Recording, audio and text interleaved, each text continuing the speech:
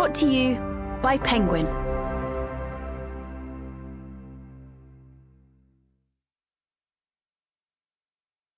Ghost Stories by F Benson. Selected, introduced and read by Mark Gatiss.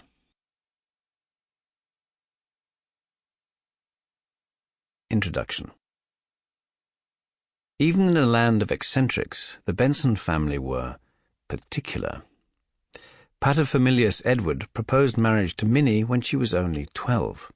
He went on to become the Archbishop of Canterbury, she a startlingly visible gay woman who liked to be known as Ben, and was referred to by Gladstone as the cleverest woman in Europe. Edward and Minnie's troubled union bore 6 children, 4 of whom survived into somewhat fey adulthood. The 5th, Edward Frederick, went on to become a figure skater, social butterfly, and one of the funniest writers these isles ever produced.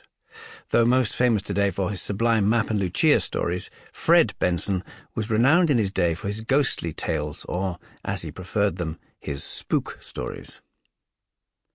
Benson's acquaintanceship with the supernatural, barring his family's cachet with the heavenly realm, may perhaps be traced to his attendance at the very first of M.R. James's Christmas ghost story readings at King's College, Cambridge.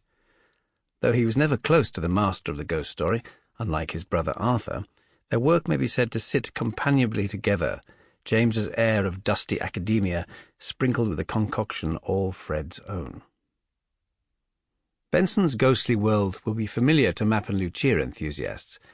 It is a place of summer leases and house envy, of confirmed bachelorhood and of sometimes literally monstrous women. But there are surprises here too. The very funny Spinach properly skewers mediumship, yet in other stories such as the scary In the Tube, he seems genuinely fascinated by the notion of astral projection. The Man Who Went Too Far, much admired by H.P. Lovecraft, hints at a fascination with an ancient and dangerous pagan sensibility.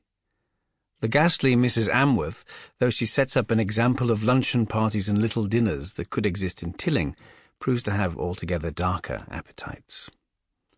I love these stories, not only for their grace and easy style, but because they show the incredible range of Benson's taste, by turns sly, hilarious, horrifying, and strange.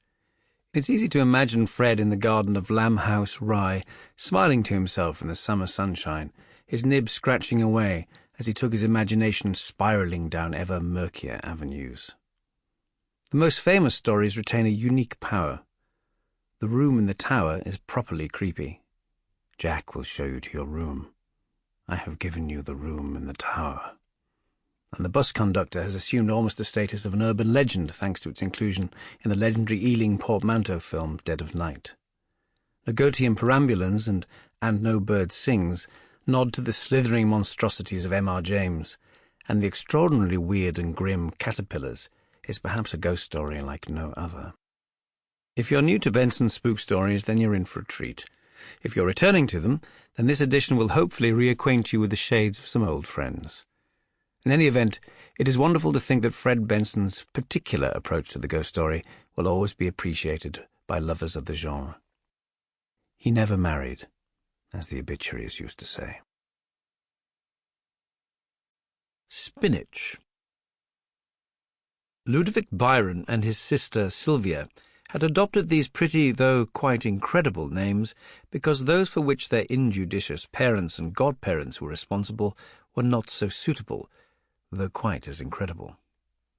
They rightly felt that there was a lack of spiritual suggestiveness in Thomas and Caroline Carrot, which would be a decided handicap in their psychical careers, and would cool rather than kindle the faith of those inquirers who were so eager to have séances with the Byrons. The change, however, had not been made without earnest thought on their parts, for they were 2 very scrupulous young people, and wondered whether it would be acting a lie thus to profess to be what they were not, and whether, in consequence, the clearness of their psychical sight would be dimmed.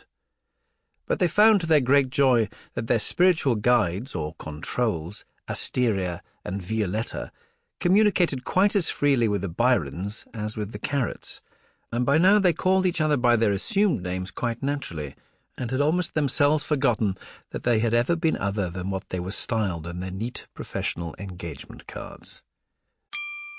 Sample complete. Ready to continue?